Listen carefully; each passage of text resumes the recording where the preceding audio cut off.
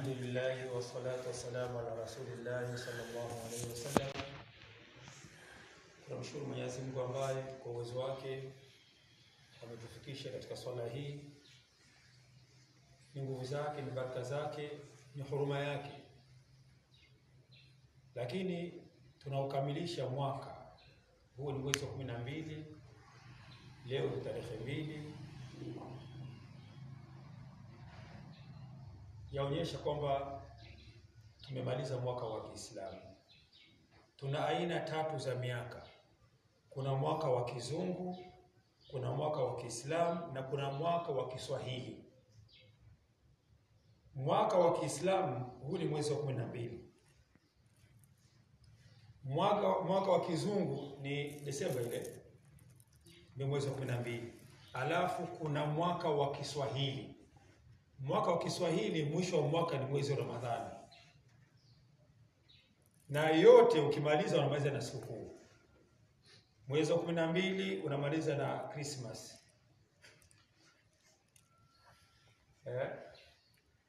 Mwezi wa Kiislamu unamaliza na Laidi kubwa. Na mwezi wa Kiswahili unamaliza Ramadhani, mwezi wa 12 unamaliza mfungo mosi unakutana na Laidi. Kwa hiyo miezi yote inamaliziwa na sikukuu. Kwa hiyo huu tuliopo sisi ni mwezi wa Kiislamu wa 12.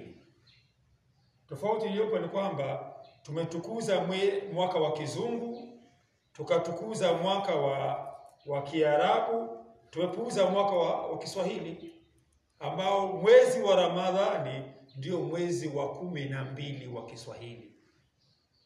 Na hata katika siku mwezi wa Kiswahili unaanzia na Jumamosi. Jumamosi, Jumapili, Jumatano. Siku wenzetu wazungu wanaanzia na Jumatatu. Waarabu wanaanzia na Jumapili. Wanaita Yaumul Ahad, Jumapili. Kwa tuna tofauti. Sasa sisi tuko mwisho wa mwaka wa Kiislamu. Ukipiga kwenye hesabu ya mwaka wa Kiswahili, huu ni mwezi wa 3. Yaani mfungo mosi, mfungo pili, mfungo 3. Maana huu ni mwezi wa 3 kwa Kiswahili. Kwa Kiislamu huu ni mwezi wa 12. Tunamshukuru Mwenyezi Mungu, wako wenzetu sasa hivi wanaelekea Maka kwenda kuhiji, wale ambao Mwenyezi Mungu amewapa uwezo. Kipindi hichi ni kipindi kina historia kubwa sana ya Kiislamu. Hata ibada yenyewe hii ya haji ni ibada inahusika sana na Nabiullah Ibrahim. Ibada hii kwa sababu ile nyumba ya pale Maka ilijengwa miaka mingi sana na malaika. Baada ya kuwepo pale ikaja ikavunjika. Alipokuja Nabiullah Ibrahim akaanza kuinua, wa idh yarfa'u Ibrahim qawaida min albayt wa Ismail yaquluna rabbana taqabbal minna innaka antas samiul alim wa tub alayna innaka antat tawwabur rahim. Kumbuka wa idh yarfa'u Ibrahim qawaida min albayt wa Ismail. Kumbuka Ibrahim aliponyanyua nguzo, hakujenga msingi ulikuwepo. Aliponyanyua nguzo za ile nyumba wakati Ismaili akimsaidia, wakaomba dua. Baada ya kumaliza, Ibrahim akamwambia waadhin fi nasi bil hajji yatuka rijala. Akamwambia Rabbi, sauti yangu hii itafika sa wewe, wajibu wako wewe ni kuita, alayya balagh. Allah ndiye atakayewafikishia watu. Maana yake yule ambaye sauti ya Nabii Ibrahim ilifika sikioni kwake, ni lazima Mungu atampa uwezo na atafika. Tofauti yako ni kwamba kuna mtu anataka kwenda Maka, kapata mtu wa kumpeleka haji. Sasa mimi na nadharia tofauti kidogo. Sisi wengi tunapenda tupelekwe Maka. Kuna mtu anaishi nyumba ya udongo. Kwenda Maka anatumia milioni 15. alafu nampeleka Maka, kirudi anafikia nyumba ya udongo.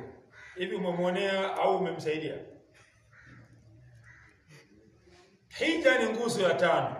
Hapa katikati kuna nguzo ya 3, hata ni nguzo ya zaka. Badala ya kuanza kumsaidia hii nguzo ya 3, wewe unamsaidia nguzo ya, maana kile yote ukampa yote atatumia aende Maka na arudi abaki kwa maskini. Nadhani si sawa hii. Kama unampeleka mtu Maka, unajaribu kuziangalia zile nguzo. Nguzo ziko ngapi? Nguzo ya kwanza ni shahada. Shahada si wajibu kwa Muislamu, ni wajibu kwa asiyekuwa Muislamu. Inakuja swala. Swala ni wajibu kwa watu wote, mpaka wagonjwa. Mtu ambaye sio wajibu wake tu ni mwanamke aliyo kwenye ada yake, yeye sio wajibu. Akimaliza wala hamna kulipa, yeye haimuhusu wala sio shughuli yake. Zaka ni kwa watu maalum, wale wenye uwezo. Saumu ni kwa wenye afya. Sumu tasihu, fungeni mpate. Lakini je, mwenye kufunga anatakiwa nini? Awe na afya, kwa sababu anasema faman kana minkum maridan au ala safari faidatun min ayyamin ukhra. Ramadhani imekuja, wewe ni mgonjwa safarini, maana safari pia ni ugonjwa. Wewe usifunge Ramadhani, utasogea siku zijazo. Maana yake ni ya watu maalum. Swala ndio haina mtu maalum. Wa'budu rabbaka hatta ya'tiyaka al-yaqin. Wewe utaswali mpaka unaingia kaburini unaswali. Lakini hija lazima uwe na uwezo. Man istata'a ilayhi sabila, sio man istuti'a, man istata'a. Yule aliyeweza kwenda ndio aende. Sasa nikiwezeshwa naweza kwenda, lakini naambia banaenda kama hija baba yangu, hapo nakwenda. Lakini ukaniambia hija ya kwako, natumia milioni 15 naishi nyumba ya udongo, au nitendei haki? Nipe milioni 5 nifanye mtaji, njenge nyumba kwanza. Anakuambia hiyo huwezi kupata mtu namna hiyo. Basi kaa. Lakini watu wanaamua kwenda. Unakwenda umeshamanistataa ilahi sawi, kwa mtu mwenye uwezo. Wewe uwezo huna, akupe hiyo hela ufanye mtaji. Baada ya miaka 5 utajiendesha mwenyewe. Au Mtume anasema man madha alayhi 5 awam wa lam yazurni, katika hadithi al-Qudsi, la mahrum. Yule ambaye atamiliki mali kwa muda wa miaka 5 na hakwenda Maka, Mtume anasema na hapa hawezi kuingia peponi. Aswali, afunge, afanye nini? Lakini ndani miaka 5 imepita, alikuwa na pesa na hakwenda hija, akafa, hawezi kuingia peponi.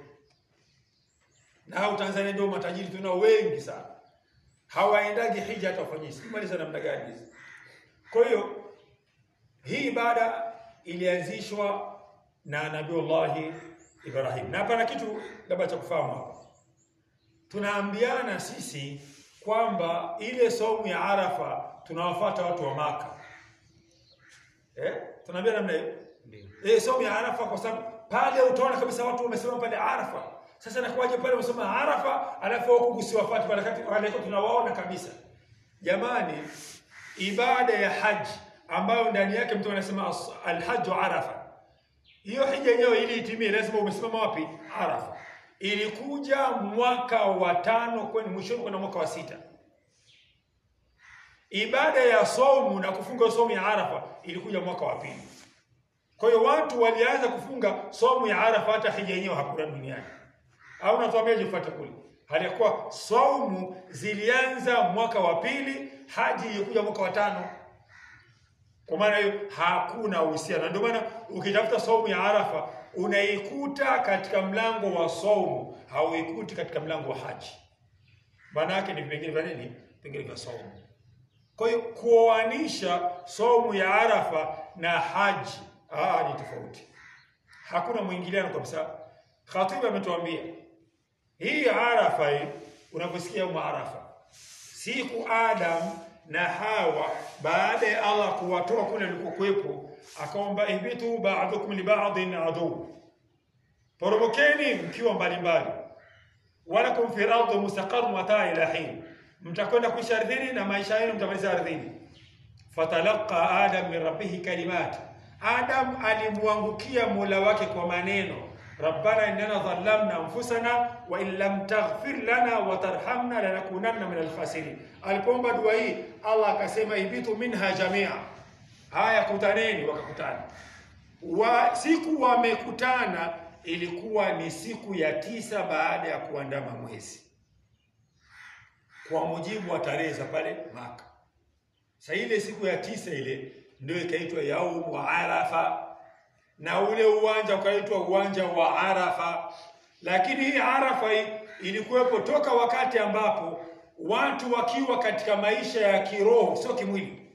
Allah aliwakusanya malaika wote, akawapa mkataba wa kumheshimu na kumnusuru Nabii Muhammad sallallahu alaihi wasallam. Akauliza, altansuruna? Qalu bala. Wakasema, kwani tusimnusuru? Siku ile ilikuwa ni siku ya Arafa mbinguni. Kwa hiyo Arafa imeanza kabla kabisa ya haji. Kwa hiyo huu utata lazima tuondoe. Wale ambao huwa wana maana, Imam Ali anasema law kana dinu birra'i la kana mas tahta khaf khaira min a'la. Unapokuwa umevaa hofu, wakati unatoa hofu kwenye sheria za Kiislamu, ukishatawadha unaivaa, alafu kama uko msikiti yaani ukitaka kutawadha unapaka maji juu, huna haja tena kuvua. Sasa ikiwa umevaa ile hofu ile, basi wakati wa kutawadha unapaka maji juu. Sasa inakuwaje tupake maji juu? Alikuwa kukanyaga tunakanyaga chini, singesema Allah tupake maji chini. Sasa ni sheria. Kwa maana hiyo dini haiendeshi kwa rai, inaendeshwa kwa nini? Inaendeshwa kwa sheria.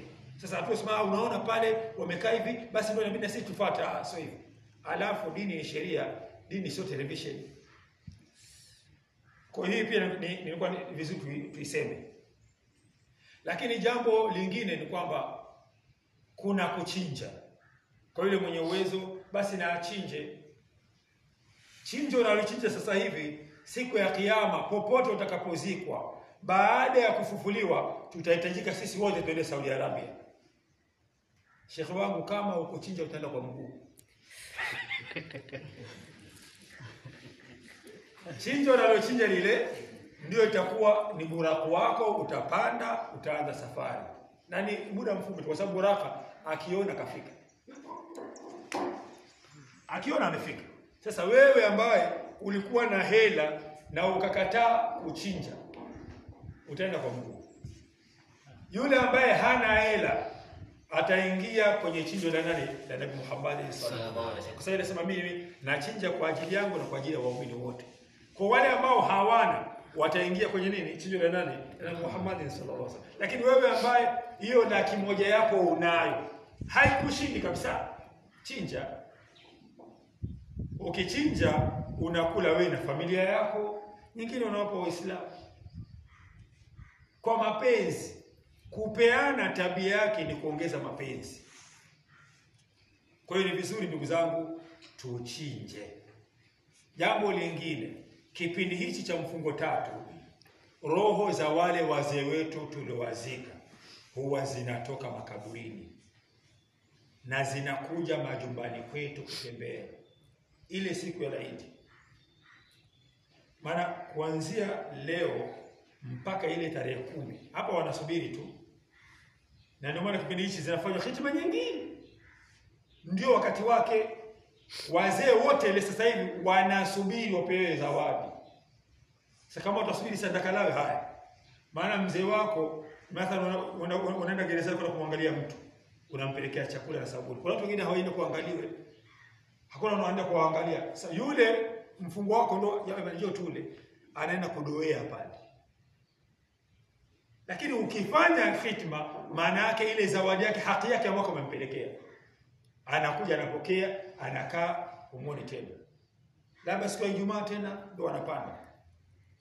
Kwa ni muhimu sana hizi siku 10 hizi, basi kila nyumba uite watu waje kufanya hitima. Kama mwenyewe huwezi kufanya. Na kama mwenyewe unaweza unafanya. Lakini ukiita watu, kuna vitu viwili. Kwanza umesoma Qur'ani, lakini pili umetoa sadaka. Unafanyaje hapa ile sadaka? Umuhimu ile sadaka inaanzia kama umepika wali, ile punje moja ambayo kama katika mwezi wa Ramadhani mtu angechukua ile punje moja agemeza angekuwa amefungua, ina maana thawabu zake zinaanza kwenye punje hii. Anaambia umeita Waislamu 10 wamekula ubwabwa pale. Kila upunje mmoja unapata thawabu ngapi?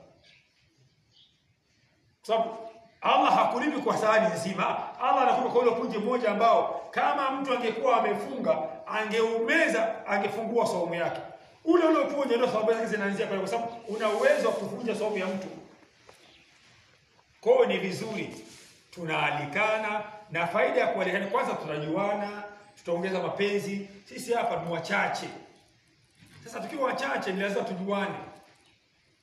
Kila mmoja kile akijifungia kwenye geti tu, kila mmoja kwenye geti tu, Uislamu hautaki namna hiyo.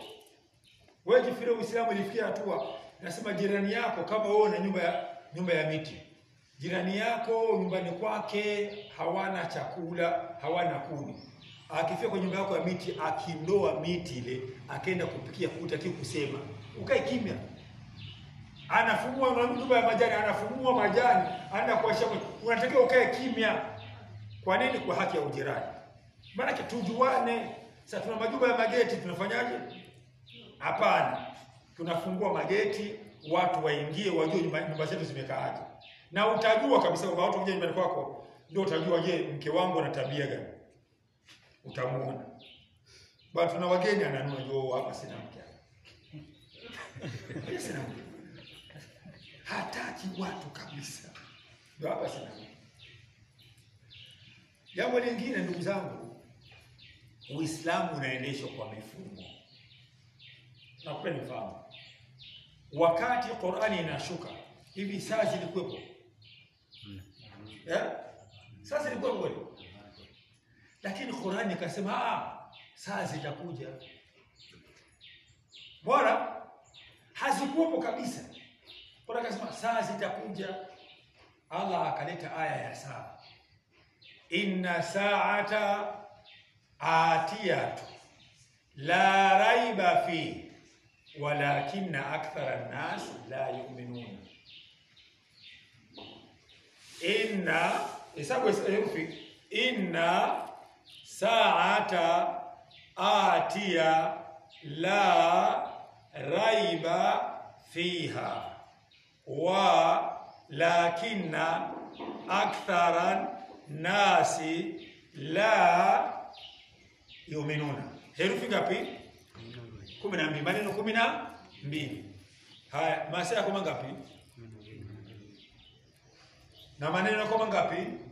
Kwenye aya ya saa ina maneno 12, sawa? Na saa ziko 10. Maana mshale wako kizunguka pale, unazunguka kwenye zile saa. Ni aya ile. Allah anasema inna sa'ata la atia. Saa zitakuja. Wakati sema zinakuja zilikuwepo. Tena akasema la raiba fi, hakuna shaka. Kama saa zitakuja hakuna shaka. Lakini watu wengi hawaamini. Haya, wale wakati wa mtume hawakuamini kama kuna saa inakuja. Sisi tunawashangaa. Ukitaka betri ipo, ukitaka ya sola ipo, wewe unanunua tu. Zipo tu nyingi tu. Lakini Qur'an. Kwa hiyo unaona Qur'an tabia yake ni mifumo. Tunasema kila siku. Mtu akisema nitaleta Qur'ani, ndio huwezi. Kwa sababu Qur'ani ni kanuni, ni mifumo.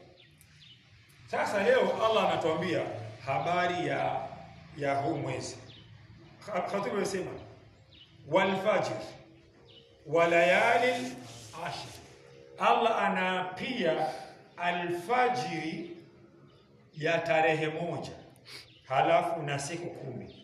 Ile siku mwezi umeandama, alfajiri yake Allah anayapia na siku 10.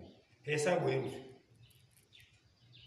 Utakuta ile neno 10 imeka walfajiri, ninaapa kwa alfajiri, walayali alashri, na kwa siku 10. Utakuta ile 10 imeingia kwenye neno ashri, 10.